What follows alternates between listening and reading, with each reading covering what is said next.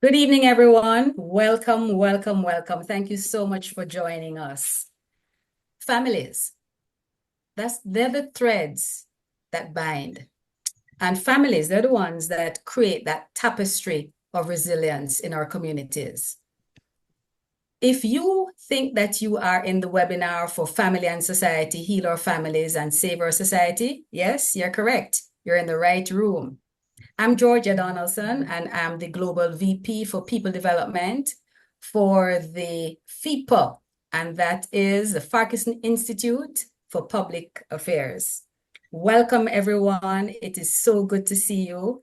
This is a Tuesday evening, and we know you have lots of things to do. There's so many other things that you could have been doing this evening, but you chose to join us. You chose to come to this session to hear something about family and society because you want to heal our society and you want to save our society. And The we can do Outside that Family Institute of Jamaica, PIOJ, was their one family at a best time. practice in social and A community few housekeeping matters, if we can, yes, please. Let's keep our mics muted while we go through. It is my pleasure to introduce to you someone who has been at the helm of the Farquharson Institute for a number of years. This is Dr. Angela Ramsey. Dr. Ramsey is the president of FIPA. I call her a woman of substance. And do you know what else I call her? I call her the great conceptualizer because Angela's brain doesn't stop working. She gave birth to so many different things. She gave birth to the Idea Lab. She gave birth to the Mental Health Center. She gave birth to the Center for Critical Thinking and Leadership. And there is the Trade Center, that's her brainchild.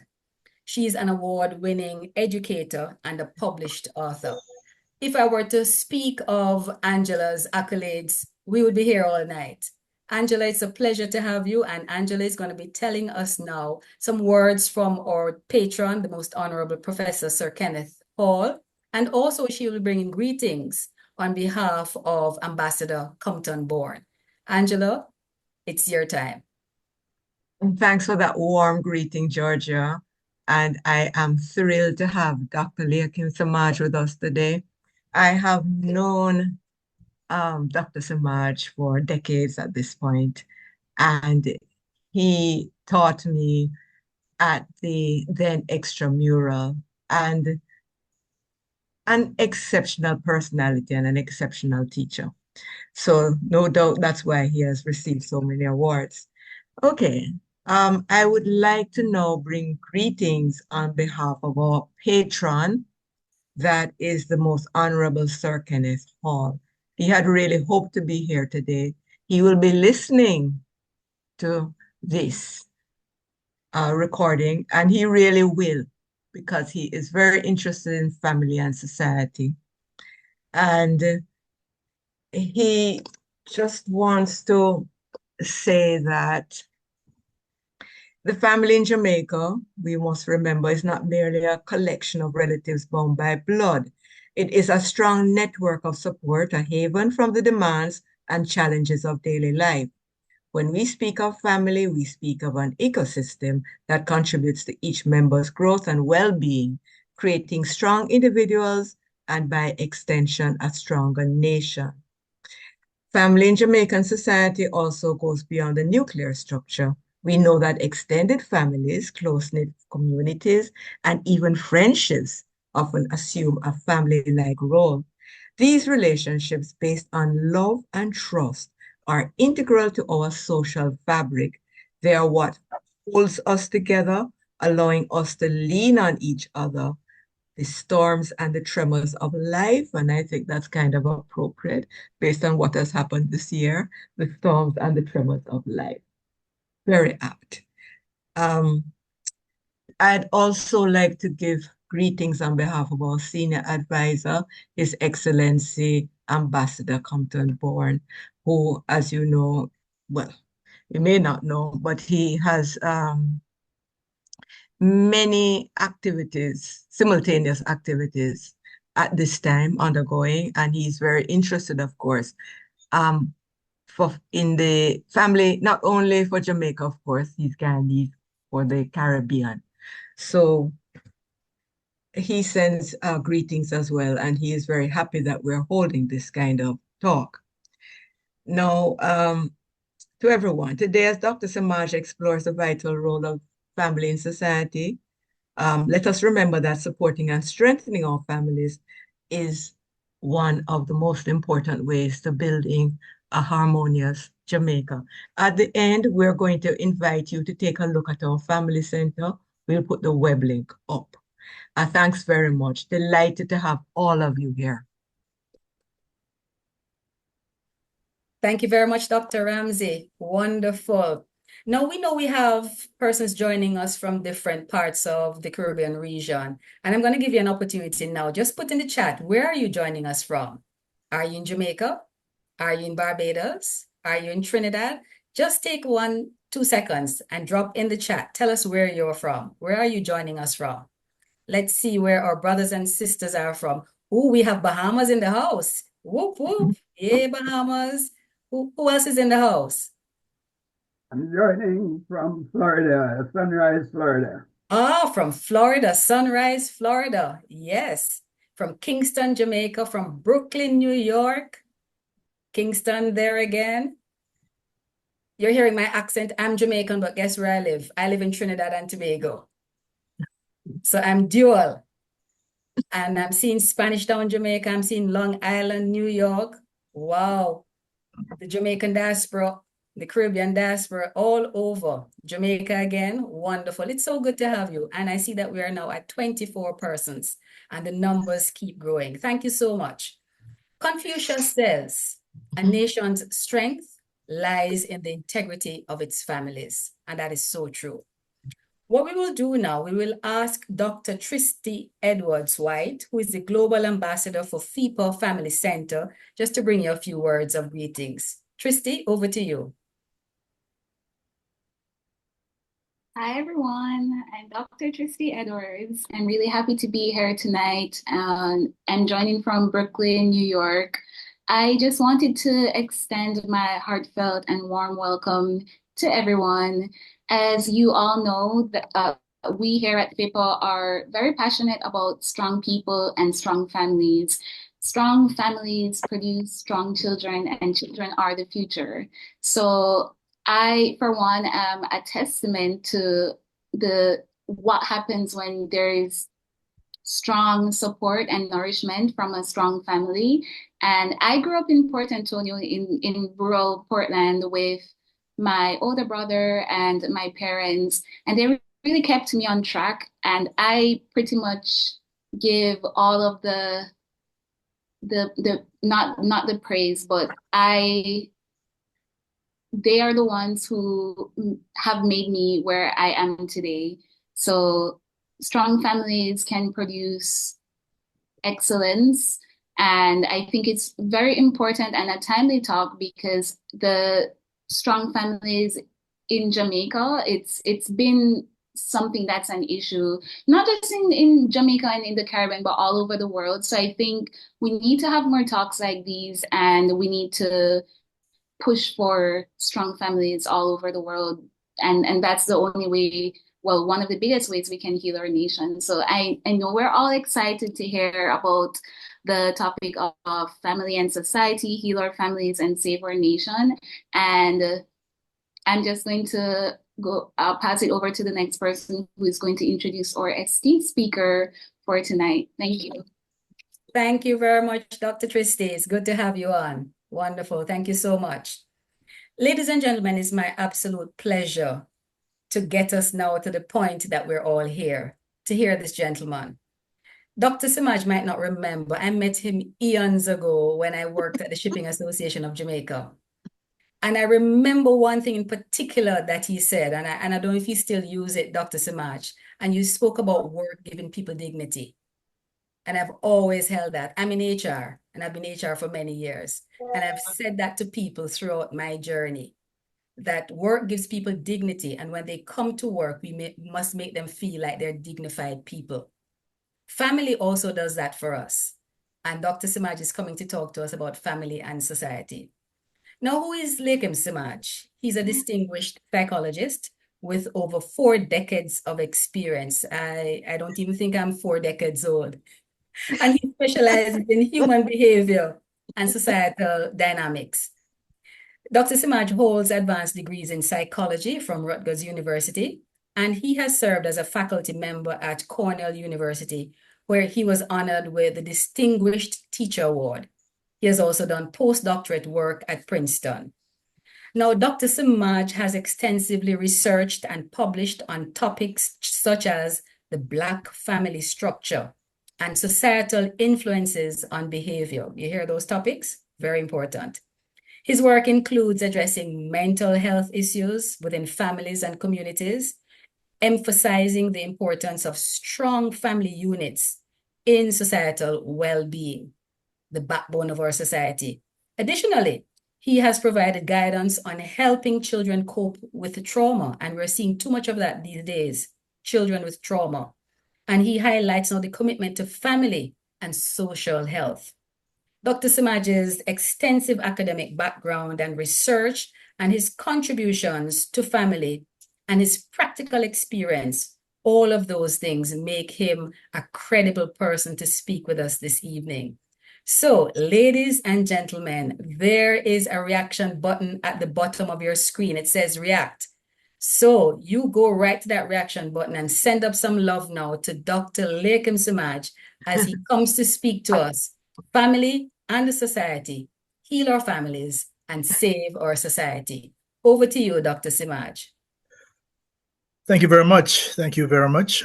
I heard somebody say they're from Sunrise, Florida. Okay, I want to see who that is, because that's where my other home is. So I alternate back and forth as necessary. Now, this thing called family is critical. And forgive me if I don't sound like an academician, because most of my time is spent in the real world, talking to real people. This academic thing where you go to a conference and you give a paper to 2 people in a room and then it's on your CV. Well, I presented the paper at so-and-so. No, me no in them something there. Huh?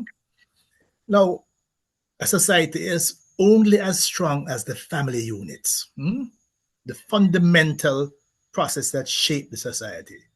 So we want to take a look at the process and the product and to see where we are now and what else we need to do. I'm a very bold person. Sometimes, I create laws based on my own experiences. All right. Let's start with the law of parenting. And please, you take note. And if you think this is not a law, you let me know in the chat or later on in the discussion. Once you are privileged to have/get a child, in Jamaican, men don't talk about having children. They say, well, I may get 2 children, I may get. All right. You have been trusted by the universe to be one of the vehicles through which the miracle of creation continues. It's a trust. Your minimum responsibility is for food, protection, clothing, shelter, education, and positive socialization for at least the next 18 years, irrespective of breakup, separation, divorce, or death. Parenting is the single most important human activity. I've heard it said in Jamaica that men don't pay child support, they pay for sex. So once the relationship breaks down, getting support for children is a serious thing, but that's a whole nother discussion. But again, we can. Now, I'm going to intersperse some thoughts as we go through. This is a thought that I try to juggle with and, share on social media space to ask people just to examine yourself. Where are we intergenerationally? Are we progressing or regressing? And to start with yourself, huh? How are your children doing at age 30 than when your parents were age 30, than when you were age 30? That's an important comparison. Not that there's much to see. So you can see where You hear are we? Mhm. Hello? Okay. Now, question, what will you usually say? I drafted mine. Folks, it's a very interesting thing to draft your eulogy, because you can see what's the end product you're aiming for. Are you comfortable with it? Are you there yet? Are you moving in the right direction? Because most times, other people draft our eulogies and so on. So I draft mine. By the way, I've even have the playlist, my final playlist, what songs I want played and everything and all of that. And so we think through these things. All right. How are you doing intergenerationally? Now, you heard in the introduction about my academic and work-related thing, but folks, this is my real achievement. Active fathering, active meaning integral part of every step of the child's life. I have a daughter who is a Supreme Court judge in New York. Now, I like to give the backstory that she was expelled from 2 schools in Jamaica on the process, because she don't take chat from nobody. But another daughter who is in New York, she's a master teacher. Her focus is decolonizing education. I have another daughter who is on the faculty of UWI Mona, literature and popular culture. That's what her specialty is. Her PhD is in literatures of English. 2 sons, one in multimedia, an entrepreneur, one in marketing, and an entrepreneur who actually runs the farm that I started a couple of years ago. So he has and my youngest daughter was called to the bar in December. So this, for me, I can go sleep now, because this to me is what's important. It's what I have achieved. Now, let's say a house is not a home. In my house, the kitchen is the center of the house. It's just the way it is designed. We grow food and flowers in our yard. All my life, I've always worked from home, long before COVID, because I don't like being in offices. I just go to the office if I need to talk to somebody there. I've always seen home as a sovereign space and family as the smallest unit of a people. For me, family is a unit of production and not just consumption. But there's a whole other discussion in this. What do we produce as a family? Blood makes you related, but unconditional love and wanting the best for each other make you family. So you can see sometimes the toxicity brings about some conflicts. Now, what's the role of family in society? Yes, it's the foundation for social structure. The core values and norms, etc. The educational influences are set there. The emotional and moral support and the intergenerational knowledge. One of the things that you can understand why we have lost I shouldn't say we say, because I haven't lost it. The dining table is the family altar. So you understand that most people have lost that. Most people no longer dine. I pardon the expression, but you feed your children like if I feed my dogs. You take your plate. When you have lots of dogs, as I do, you give them food in different parts so they don't fight. So in many households across the Caribbean and the United States, you come to the kitchen when you feel like you get your dinner, you go sit in front of your TV, you go to your room, whatever. But the idea of sitting at a dining table.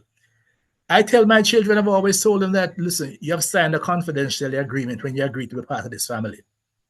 Because what we discuss at the dining table, it's just awesome, the things we share. So you understand what we have lost in many, many families. And we wonder why. You wonder why social media is not raising your children. You wonder why. Now, what's the impact of family dysfunctionality? The violence, the substance abuse, the struggle with academic issues. The society bears the brunt of all of this. Over 60% of individuals with some form of addiction come from troubled families. When you look at the relationship between gang formation and father absence, it's incredible. Now, My argument against domestic violence, very simple. The nation state as a monopoly on violence, as articulated by Max Weber. Huh? So for me, no one has the right to physically, verbally, or emotionally abuse you. So when you hit children, you're setting up an incredible thing. You're teaching them 4 things. Huh? You can hit someone if they disappoint you. You can hit someone if they disobey you. You can hit someone if you're bigger than them. You can hit someone if they offend you. What happens? People who experience this do one of 2 things. You go on to perpetuate it with your children and your partner, or you never do it. I'm in the latter. My mother was a terrorist. But guess what? I don't hold it against her. I don't hold it against her. I understand she was doing what she knew. But what I took away from this, I have never hit one of my children because I understand what this does. But just imagine how many families are just perpetuating the same thing emotionally, verbally, huh? The same thing that they were exposed to. Look, Chopra says they are receased. Anything that has strongly affected you in the past and the past of your family line has been recorded and stored in the epigene. So you can imagine what we're carrying from slavery. I give thanks that many of us have memories pre-slavery in terms of what our consciousness is. Maybe that's why I consciously, in naming all my children, Najeri, Naita, Isis, Mandela, Hassani, Janae, because in naming the child, that's the sociological push equivalent to the biological push of putting the child into the world. So we understand how these things work. We understand.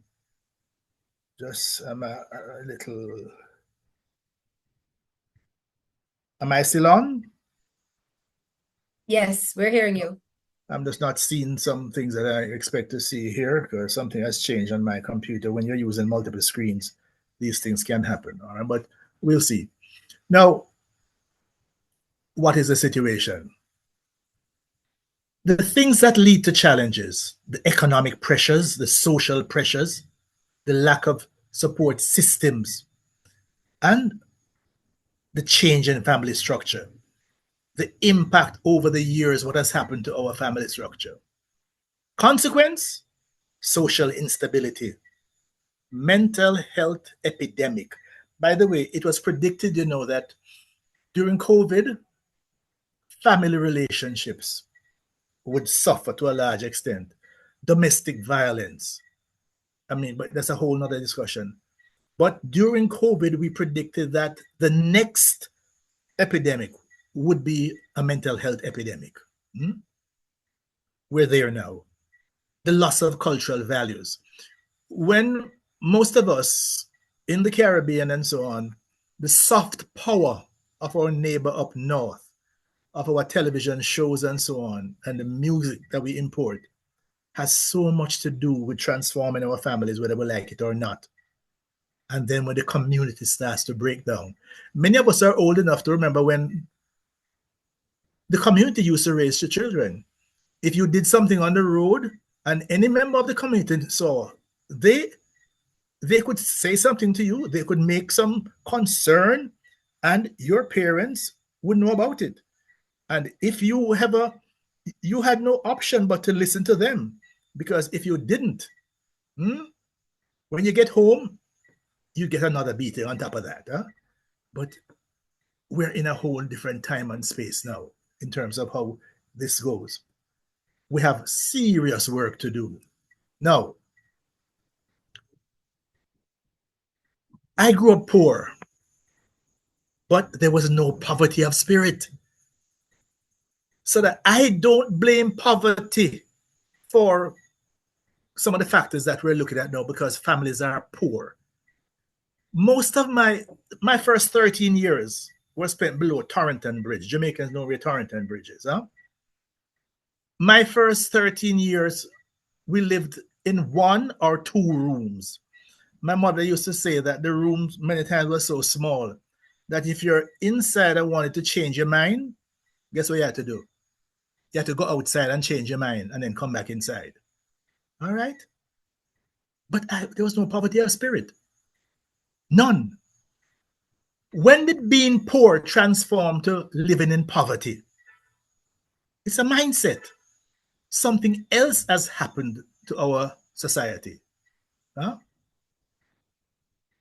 Those of us who grew up poor, again, not impoverished, learned extra and very useful life lessons. It says that once you carry your own water, you will learn the value of every drop. So that was almost an extra. When I was research fellow in child development, UWI, I got in trouble in teaching a course at social and preventive medicine when I talked about treating Black children as a primary population is a very different result you get than when you look at them as a comparison to white middle-class children. For example, almost everything that, because of the Black child growing up in a household where you're in the same room as your parents, you don't have it, you're not at the west wing of the house, and then the monitor is monitoring. The child develops faster because you're hearing sounds, you're hearing more language. When you're so impoverished that the child has to eat from the family pot from the very beginning, that child develops faster, and the child have all kinds of gerber, baby this and baby that. So that pointing all of these things out, it didn't sit well with those who didn't know these things. So if we want to heal our family, the support that's required to get the resilience, the interventions, mental health, counseling, restorative programs to rebuild the connection, but most of all, a collective commitment to family well-being and the contribution to stable, thriving society. It must be a priority, not an afterthought and well, what we're going to do with it. Strategies, again, the counseling, somebody who can help them sort it out. The community programs, the policy support. What are the policy in place to provide this? What is the economic strain that a lot of people go through, and that the children now are the ones that get the brunt of it? One thing I've learned a long time ago, that, for example, even in the US, we're getting a comparative. Black children, teenagers, and white teenagers are involved in the same kind of things. But the white teenagers, when the police hold them and they call parents, daddy turns up at the station. The child is sent home. The Black child, when you call, chances are nobody answers. Chances are the mother may or may not come. The child ends up in state support. So, it's the factors are so different in terms of how things happen. Government has a critical role, family-centered policies, the NGOs and the community groups, the resources, the collaboration. If we don't have those things, I remember my first post when I returned to Jamaica in 81, I was research fellow in child development, responsible for the entire Caribbean. So we would look at the issues impacting on children. I remember a study I did in about 1982, where I looked at the performance of children in grade 1 as a function of what happened before grade 1. Where were they before? What kind of environment? I looked at 2,500 children in Jamaica, Barbados, Antigua, and St. Kitts. The result said that the dominant issue that impacted on the child's performance was not parents' education or parents' income or the quality of the preschool environment the child went to. The most powerful force was the attitude that the parent had to education. Parents who valued education put things in place, whatever the cost. My mother didn't finish primary school, But she made it from very early that, listen, I have nothing to give you but access to education. From I was about 5, I'm going to extra lesson. But it paid off because I got a government scholarship. Back then, when that meant something big, my high school education was paid for by the public purse. I got food and clothes and transportation money and boarding money, you name it. Okay? So that was part of my commitment to pay that back. But my mother, her values. I find it interesting that my father has one certificate on his wall from the training school, the police training school. Only certification. But guess what? His 4 children, 2 sons have PhDs and both daughters a master's degree. The value they place on education was the driving force. So we see these things. Parents and caregivers, the parenting style, the modeling behavior, what is it they present to the children, the creation of stability, their involvement in education. Just look at what is happening so many times. I made a mistake of taking a pencil home when I was in primary school that I found because I lost my pencil. My mother, who checked my book bag every evening, beat me on the road all the way back to Central Branch. I'm not raising no teeth. I'm not raising no teeth. Carry it back. Now, in Jamaica, day 1 of the school year, part of the orientation, children, when you have PE, don't put your clothes down. Walk with it under your arm because people steal your clothes. Children are going home. Mama, guess what? I find a book. And Mama said, what a way you're lucky. See if you can find a bag tomorrow. Houston, we have a problem. Our children came through us, but are their own sovereign spirits. We give them root, we also give them wings, then we release them. How grounded they remain, how high they fly, that's their choice. Just as we are not our parents, our children are not us. We are entrusted to do the best job we can. So, how do we involve youth and family in building society? Youth engagement.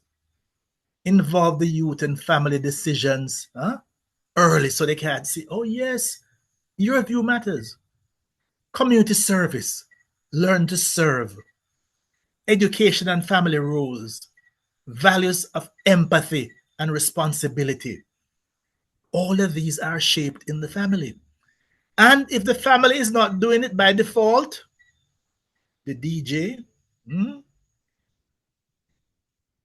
the Don, the TV star, take over those roles, whether we like it or not. If we're to restore family values in society, we got to be clear. What are the core values? What's important? What are the cultural and spiritual practices we want to make sure we share with our children?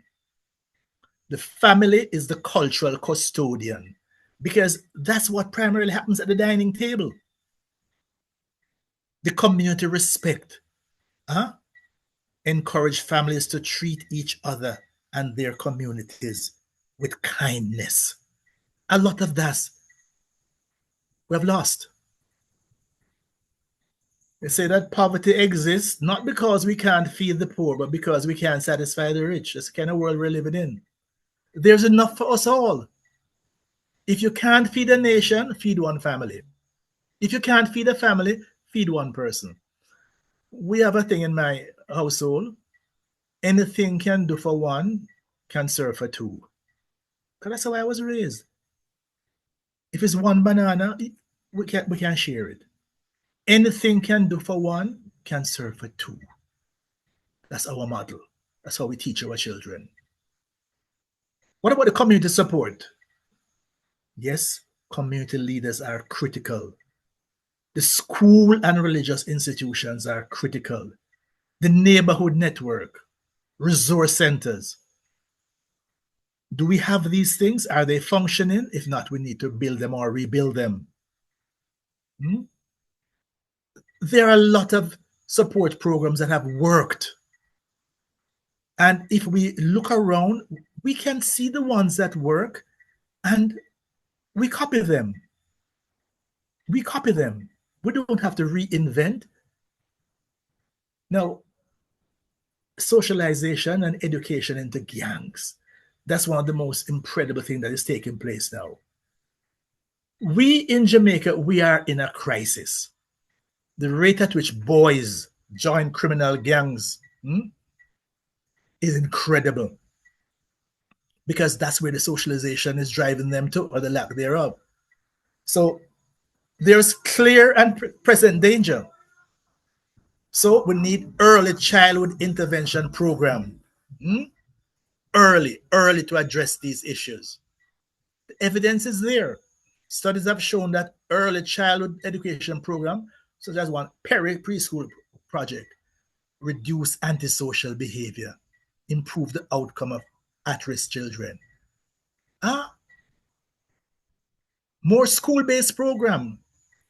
Target these programs that promote academic achievement, social emotional learning, conflict resolution skills. In addition to the 3 R's, these are the things that we need to immunize the children against these things. Evidence, research is there that says the school-based programs work. Things that family used to do and are no longer doing it, the school now has to take it over to make sure. Community engagement, absolutely engage the boys in community activity that foster a sense of belonging and positive identity. Mentorship programs. The evidence is there that these things work. And to not do it, parental involvement. Listen, there's an incredible thing you see in Jamaica, you know, and if other islands have the same thing. Where back grade 1, you know, let's switch it to high school. Grade grade 7, PTA meeting, 90% of parents turn up. Grade 8, 70% turn up. Grade 9, maybe 40%, and it drops all the way through. All the way through. Their parents will never go. We call it PTA. I did a study many years ago where I went to St. Lucia and I saw this thing called the Mothers and Fathers Association. And I was asked by UNICEF to go back and document it. Where briefly it started out as Mother's Day celebration and Father's Day celebration. And both sides compete. Who can have the most? And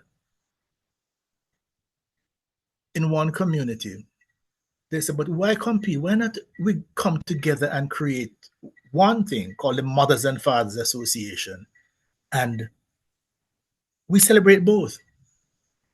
That became, over time, one of the most powerful NGO. Any politician running for office had to go speak to the mothers and fathers. Powerful. Interestingly, in one community, the Women and Development Unit of UWI intervened, and they changed the the mothers' organizations, they changed it to woman, because mother, not every woman is a mother, and a woman is a more sustaining word. In that one community, no mothers and fathers organization emerged, because you see the dialectics of the process. Once you say mother, the next words come to your mouth is father. And you say mother and father, then it says children. But once you locked off the dialectics of the process, it works. And we have seen this. We have evidence in our own communities that we can replicate to make sure that these things continue. Culturally relevant education, to make sure that our history, the way we teach it. One of my pet peeves, you know, in Jamaica, we made Marcus Garvey our first national hero. Marcus Garvey has 3 volumes of his philosophies and opinion, plus host of other publications.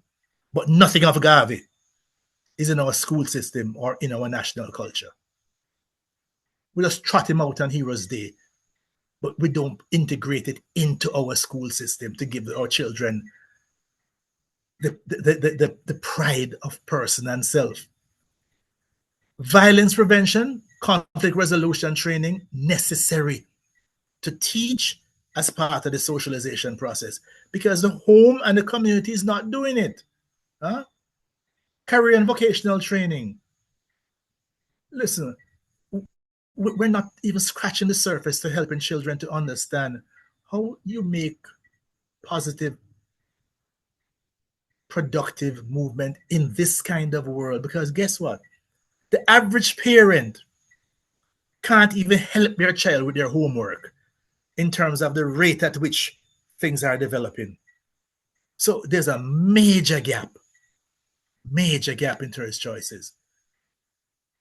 There was a conference in Jamaica a couple of weeks ago where I presented about the impact of social media and peer influence.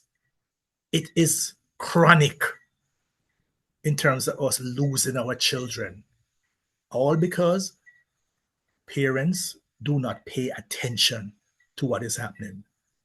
So education and socialization, the most powerful tools in preventing boys from joining criminal gangs. But we know what to do, but we're not doing it. When you have a healthy family, the positive social ripple effect, it ripples out from the home to the community, to the society and back. Lower crime and better educational outcome, improve community relations, enhance overall well-being. Yes. More important that you give your children the ingredients that facilitated your success than the results of your success. Without the ingredients, they will just squander your success. I see this happening with a lot of middle-class children. The parents say, well, I don't want them come suffer on some battle of home, me batter. And so you deprive the child of what is required for them to grow. So the child gets the result. I've heard some prominent people says, well, Shaquille O'Neal is that thing, so where his children wanted certain things from him. And he reminded the child that, listen, I am rich, not you. You don't earn your money yet. I am rich, not you. I tell my children, it was easy when they were young, you know. I tell my children that, listen, anybody you see on TV, the money make already. Yours make it? So there was no TV in my household Sunday night, Monday night, Tuesday night, all the way through Thursday night. Because you have homework. TV is not a part of the plan. Anybody on TV, money make already. But some parents don't have the capacity to turn off the TV. That's the most important button, the on-off switch. Take away the cell phone. Take away the cell phone.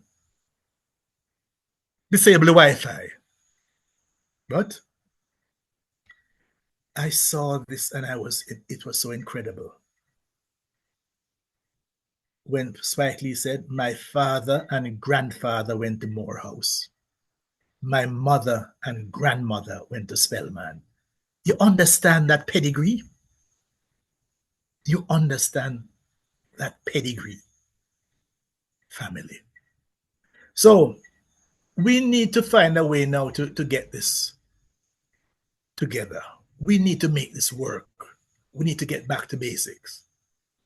As we say, the greatest gift that we can give to our children, roots and wings. Roots so that they're fully grounded. Wings so that they can soar. We need to give them both.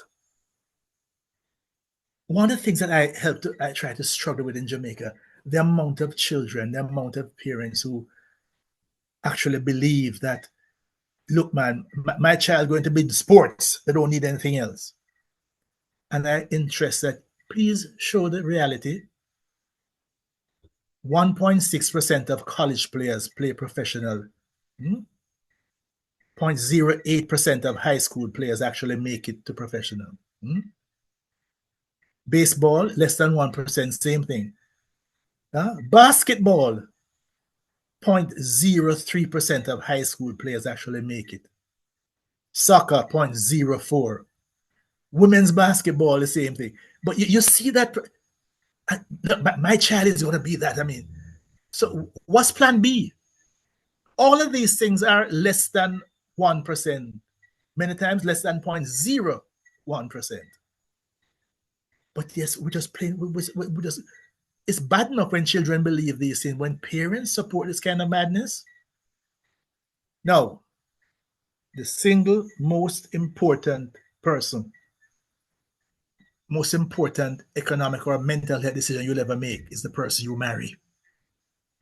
Notice I said economic and mental health decision, the single most important. We should take time to choose a spouse. It's a powerful, powerful thing. And that's why so many of our families are so questionable. How were partners chosen? I'm embarrassed to say, but here what my belief is, and I want somebody to challenge me on this. I believe that at least 70% of our children, let's say Jamaica for sure, what the word, the phrase that precedes the child's presence is a woman saying to a man, I miss my period, you know. And the man said, so where you tell me that for? And the problem starts right there. There was no a priori decision about you be the mother of my child, you becoming the father of my children. I say that also that boyfriend, teenagers have boyfriend and girlfriend. Baby mother and baby father is the result of contraceptive failure. Big man and big woman have wife and husband. So that's the reality. So we have to make sure that we start telling the people the truth. Marriage is more than romance. Character is more important than overlooks. So there are many factors that we need to help people to understand. We have sexualized the society to the nth degree, and not in terms of the broader values that help us to build families. Let me stop here. I think I went beyond the point that I should have turned it over to open the floor. Thank you very much for tolerating me for so long. Dr. Semaj, there's no question about tolerating, sir. We sat there with bated breath listening. Thank you so much. Now, what we're going to do, we'll be kicking off the question and answer segment. And to do that, Dr. Semaj, I just wanted to, there's a quote I saw, and I thought it would be good to use this to open the question and answer. We have so much expectation of families. And when I saw this quote, listen to what it says. It says, family is a compass that guides us. It is the inspiration to reach great heights, and it's our comfort when we occasionally falter. You see the big expectation for family? Yes. Compass, it guides us. It's an inspiration for us, and it's a comfort place for us. But what we see happening now is that many families, they're not able to guide. Many families, they are not inspiring us to greater heights. And many families who want to run away from it. We can't go to it for comfort. So therein lies the problem. So opening up the chat about that now, Doc, what do you say to someone who has a family who he or she wants to run away from?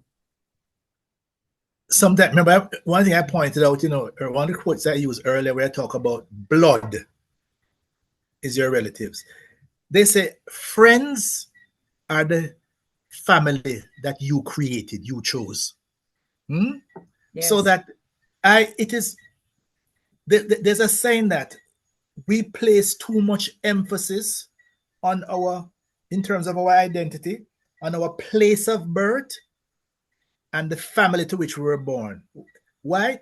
You had nothing to do with that. Those are all accidents. You have no choice where you were born or who you were born to, but then you can make a conscious decision now. So that there are people who treat you better than blood. So that we have to make sure that we nurture those. It's unfortunate that many people don't have that compass that you decided. Because I said, if the process started with a misspent period, Yes. or or contraceptive failure, there was no a priori discussion how we get to know each other and what we're building something, the most important building block. So that's all right. So that's why many people literally have to just start from scratch. Right. You find somebody, you meet somebody, and you're speaking the same language, and in the broad sense of the word, we're speaking the same language. You're on the same wavelength and so on, and then you build it from there. Unfortunately, Right. that's why I started. And every time I talk to men, lots of men don't understand how the wonderful feeling when you know that you contributed to children becoming successful adults. Many just jump in at the end. Why am I you that my you that But what did you do towards it? They donated. One donation. Huh? Yes, they donated. That's it. That was it. Yes. Okay, great. So Doc, you're saying if the family, my blood family, does not meet my expectation, I can build another family. Easily. Who are supportive. Step away from them. And so, because guess what? You had no control over that. Remember that, even in psychology, we talk about what are the things you have control over. You can't, the things that you have no control over, you can't allow those things to have a greater valence in determining who you become.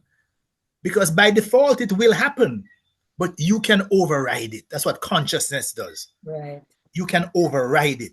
Because, I remember my mother and myself having some heated discussions, because as I grew, my mind and my thoughts and every time we were in disagreement, and I said, Mama, it's your fault, why we're having all these conflict, What do you mean it's my fault?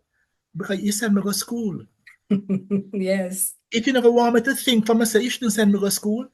But as I said that, I had to duck quickly because a right hook was coming across, But that was the reality. She sent me to school. Yes. And that's the result of me going to school and me learning and so on. And especially now, the way the world is now structured, you have the Gen Z and the Gen Y and the Gen X, and and your parents are. By the way, I've created a new term. I call it pangender. Tell us about that. What's pangender? Pangender is a person who understands all the generation options and can work with it and across it. Okay. So I can interact with a Gen Z or a millennium or a Gen X. I know what their strengths and weaknesses are, right? But I can't, it doesn't matter of me just limiting myself to just my box. And I love the pop style on them, when I talk. I remember I gave a presentation at US some years ago. And at the beginning of the presentation, I told the group that, look, you can just, this is about 10 years ago. Here's a QR code in the corner of the screen. You can just click on the QR code and you get the whole presentation on your phone. Huh? Not expecting that from you. But they had no idea what that was. Okay, there you go. So we had to spend 15 minutes, everybody coming from their seat to come up and take it, because, and then I tell them, listen, I've been using computers from all we had was punch cards. So these are with the ITs. What's a punch card, sir? And I explained to them punch cards and what we did then and all of that and so forth and things. So that pangender is important. Right. That you can understand the various. And the point I made that many parents differences right across. Yeah, many parents can't even help their children with their homework. Right. Our parents who barely finish high school. How are you going to help your child now doing CXC, doing CSEC, doing A levels? Yeah. All right, Doc. So that was a nice platform for us to open up the chat. So is there anyone with a question? You can either unmute your microphone or you can turn on your cameras if you want. Is there any burning question? Or it doesn't have to be a question. It can be a comment or a point that you want to raise. Let's see. So you want to raise your hand or you just turn your camera on? Is there anybody? Anything in particular that Dr. Semaj said that stood out for you, that really resonated with you? And while we wait, Doc, yes, Dr. Ramsey? Yes, I'm fascinated by your talk, Dr. Semaj. And I am wondering, and we need to get together because I would love for that PowerPoint presentation to be seen by thousands. We need to get together and determine how, because the information that you have given is so valuable. Men and boys, this feeling of not being rooted. I work in Mandeville every Wednesday in a medium-sized organization, and we have about 18 young men in production. And when you listen to them, you hear all of the problems, the not knowing who the father is, no one to support them. And some of them are 27 and 28, but they're still longing for someone to almost like hold their hands. They're Exactly. confused. So I'm very concerned about the young men in this country, actually. And you said that as well, joining gangs, because we need support from someone. If it's not from the family, it's going to be from the gang leader. And I know it's not an overnight thing, but I do think that we can make some kind of impact here. Well, once we start the talking, and that ideas are contagious, and we keep putting other things out into the atmosphere. It's just incredible how so many of these young men are growing up empty, and nature abhors a vacuum. So when the local don, steps up and provides support, and by the way, the girls, listen, it's even more powerful with girls, if you want to understand. The research is telling us that a girl growing up in a tenement yard, in some sort of a close community, with males close by that she's not biologically related to, she matures faster. Her body responds to the environment, right? And when the kind of attention that this teenager is getting that she never asked for, that gets her off track. Then the first time a bus conductor rub against her and her skin catch fire. She learned about the biology of sex in school, but nobody ever taught her about the chemistry and the physics.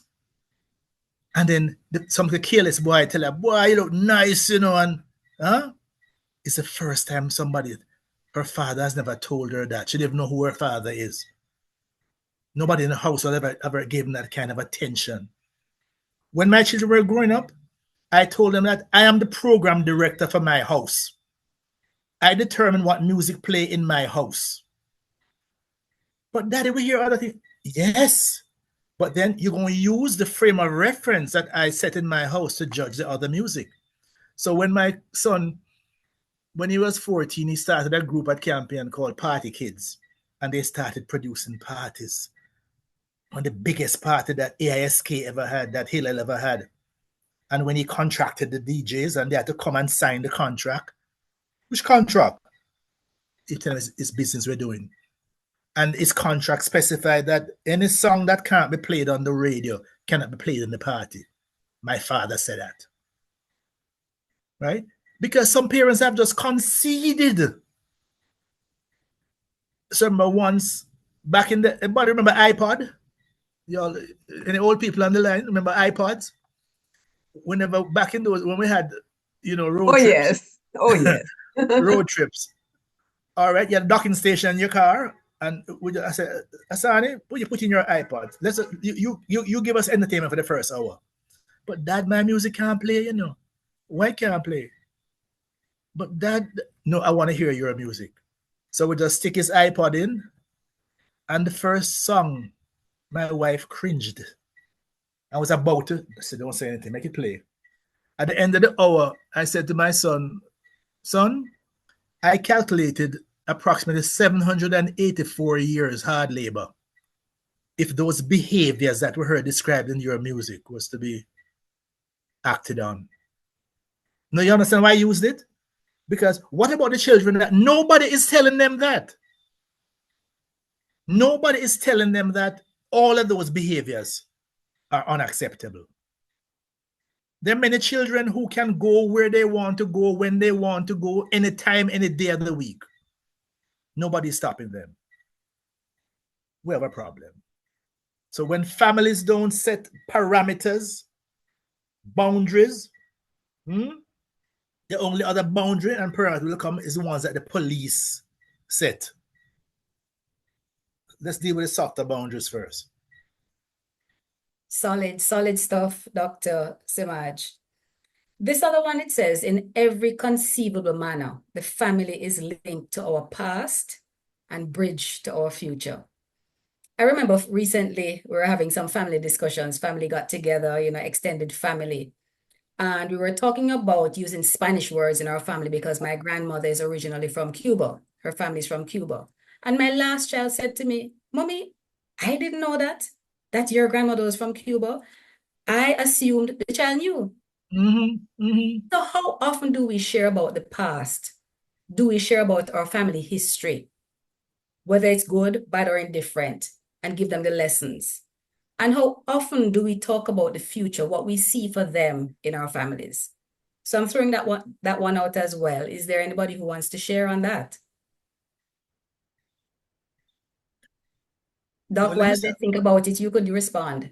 My daughter, one of my daughters, has taken on the job to research family. And Sunday, she brought some information to me that was just mind-boggling. I grew up with the understanding that my mother's mother died giving birth to my mother. Right?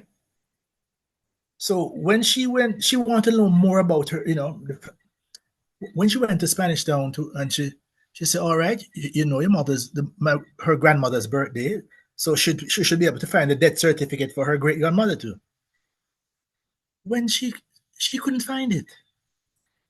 What she's finding is that my mother's mother did die in childbirth, but 2 years later. That it was another child she was having 2 years later. But somewhere the history get convoluted, and the story is just that. So no, it was almost a shocking thing to hear that. So we're gonna go back to the country, see if we can find some old people now who can help to sort that out. As to how come all this thing, but sometimes just the oral Yes. of it just get yes. And sometimes there's some shame behind it. Exactly. Some shame behind it. So it's not spoken about. Sometimes my mother's mother was 18 when she had her. So now we wondering if that was an issue in the family. So that her grand aunt took the child, my mother, and raised her as her own. So nobody ever said anything that so your mother is not here. Right? Yes. And then now, so we're trying to sort it out, because sometimes when you start to dig into the history and so on and things, you start to find. But it's important. But that's her. She has been for years now. She has been the one asking all those questions, and she actually, in fact, today she went back to Spanish Town and did some more research. Right. I mean, I said, my goodness, Isis, you're really putting your PhD to work, eh? So you're now an ethnographer. Huh? She's living up to her name, Isis. Isis, in name, Isis is the Egyptian goddess of arts and science. Yes. Forget about this nonsense that what we recently hear about Isis. And short aside, when my daughter came back to Jamaica to take up her position at UWI, her husband had sent some money for her, because he wasn't coming right away and thing. And it would not turn up in her account. It would not be at the bank. So I went to the bank and said, listen, but this is madness. My daughter is expected to And they asked, what's your daughter's name? Right? She says, Dr. Isis Semaj. Isis? And this NCB had flagged the account. I knew that's what you were going to say. Yes. They had flagged the account because Isis clearly, you know, there's something is wrong. Why ISIS is now in Jamaica? And so that's the kind of nonsense and so on. Okay, but good. naming every name, all my children, my eldest son is Mandela. Why? He's born July 18th, the same day as Nelson Mandela. So when he was growing up, whenever he'd act foolish, I'd say, we're going to change the name from Mandela to Boydela. Okay, good. Mandela was 27 years in jail. And every time we use that to frame him, Hassani, one who brings joy and beauty to a situation. Yeah. Hassani is a party master now. What he does, he produces parties. He's a general manager for I Love Soca. Ah, there you go. There you go. One of the biggest fests in Jamaica and South Florida. So what you do, you set the agenda. Right. You have the option. Intentional. Have to be intentional about it. Intentional, yes. And I'm going to be intentional now, Dr. Semaj, to look at some of the comments that we're seeing in the chat. Someone is saying, wow, assumptions are so misleading. I'm seeing a good friend, Simon, and Simon is in Trinidad. He's saying, listening from Trinidad, the similarities are amazing. Parenting principles have no boundaries. Yes. And someone was saying that they appreciate the presentation and they had to leave. So, Dr. Semaj, if there's nobody else who has a question, we're going to be wrapping in a couple of minutes. But I just wanted to bring forward a few things that you said earlier. So you spoke about a collective commitment to the family well-being, and that's something that we need to take seriously. You spoke about counseling. Too often in our Caribbean society, we're afraid to say that we're in counseling because it seems like it's a shame. Mad people. We need to tap into counseling. Oh, by the way, yes. That's one of the reasons why I decided to work outside of the university. My first foray into media, 1989, I started a show on RGR called The Night Doctor. Ah, yes, I remember that. I went to the station with a proposal. I want to use talk and music to heal people. What time? I want this show to work from 1 o'clock in the morning to 5. Because when people have problems, they can't sleep. Right. I use that program to turn night into day and to transform Jamaica. And probably save some lives. Listen, man. That's the period when people are contemplating serious Let me give you things. a quick story. A woman a couple of years ago, so she's been trying for years to make contact with me. And she finally found me on Facebook. She said that I saved her life. One night, she was about to kill herself because she was pregnant and she never knew who the father was. And it just was one more problem in her life. And I was talking to her on the radio for 4 hours, she said. Yeah, so that was at the end of the time, she decided against it and she said she's going to have the child. She said if it's a boy, she's going to call him Leahcim. If it's a girl, she's going to call her Semaj. She had a girl. The girl is now in her 20s, you know? And all the way the girl has been, but how come everybody tell me it's a man name you have? How come you name? She can't tell the girl the reason. How do you tell your child that I was about to kill myself and kill you? So that's why I understand. And the number of stories that I have gotten back from persons who literally, so we have to, we can't just use the conventional model where somebody comes in the office to sit and they sit on the couch and you talk to them and so on. And no. We have to take, that's also why I built a sound system. And predating the radio show, I used to keep a dance at my driveway every Friday night. And the dance was around one theme for the night. Say, for example, the theme is in praise of Black women. Every song you played was in terms. And at midnight to 1 o'clock, you turn off the music and reason. And anybody can come to the mic and talk about the topic. And people say, but Doc, this is so nice on radio, you know. People used to come to the dance for the reasoning. Very good. So that's why I'm saying that That's community support and community programming. exactly. Take it to them. I had a program on television called Man Talk. And when I built the set, I created a bar. And I was the bartender. And my guests sat at the bar. Come to my bar. And then the studio audience were some men and the taxi drivers playing domino. And then if something in the discussion interests them, they'd come to the bar and join the conversation. You simulated real life situation. Yeah, the station fought me on it. Would I turn this thing in the bar? But so we always sit on the couch and cut our legs and and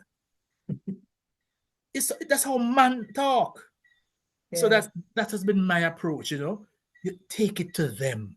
Take it to them. Go where, but isn't that what Jesus did? Yes. Them who are whole need not a physician. Huh? Yes. He would go to the people. Amen. So we need to create models that work for us. Wonderful. Thank you so much, Dr. Semaj. Now, is there any question or comment at all? Because we're coming down to a wrap now. I think there is one. Keisha said she happened upon this Zoom meeting. She was Interesting. Yes. My phone screen cracked. Oh my goodness. She arrived minutes late, but she's happy that it worked out that she's here. Okay. So we're happy that this is impacting people. We're so happy. Good. There we go. All right, folks.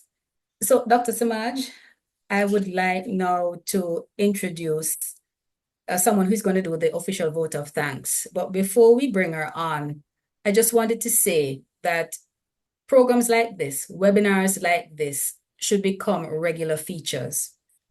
This program, at the beginning of it, I should have said the rating of this program. I should have used the R letter. This is rated R for reality, because we're talking about real stuff.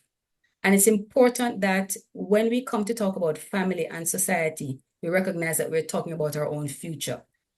And when we come to talk about programs like this, we share it. We share the information, because it is in giving the information that we receive. Absolutely. And so, you know, every one of you who is on this webinar tonight, you are the ones who made it possible for us to have this discussion. Farquharson Institute of Public Affairs, we are a family. And from our family to your family, we're so grateful that you're here. And so I'm going to ask Denise Johnson-Anderson, who is Director and Chair of Marketing for FIPA, to do the official vote of thanks. Denise, over to you. Thank you. Thank you, Georgia. Dr. Leahcim Semaj, really and truly, this has been an evening. This has been an evening well spent, sir. I must say that the first installation of FIPA's Mastermind series has started. It's not even with a bang, sir. It's with a boom, right? It's resonated with a lot of us. I'm a parent of a 9-year-old daughter, and I also am a youth mentor. And so much of what you said has touched on my experience with my daughter, as well as many of the young men who I have the opportunity to mentor. And I love how you broke things down, and yes, the reinforce the family unit and its importance to the nation and nation building. And I also appreciate, sir, you did not mince words. It was not about being diplomatic. It was not about pretty words. It's about stating things as they are. So I want to thank you on behalf of all of us here. As you can see, the number of people who attended this session, it only rose. No one has left. You had us riveted this entire time, sir. I want to thank you for the time and the energy you must have put into this. And truly, we appreciate your expertise and your guidance. And I hope that we all have nuggets that we can take away and put to fruition in our own lives. All right. And we look forward to having you for another session some other time in future. But for tonight, we truly thank you. We appreciate you. The pleasure is mine. I'm honored to have been able to share with you all. Thank you so much, Denise. Thank you very much. And what we want you to do, you can send us a note if there's any other topic that you think you need us to be addressing here, the Family Center at Farquharson Institute of Public Affairs. We want to be able to reach out to our community, to our stakeholders, and to make a difference in people's lives, because that's what it's all about. We are here to assist, we are here to help each other. And so we ask that you give us information. Is there any particular topic that you'd like us to address? And we will get the experts to address those topics. So I want to thank you again. It was such a pleasure having all of you. And we're looking forward to you showing up next time and also bringing a friend. So walk good, everybody. From FIPA family to your family. Have a wonderful evening. Take care.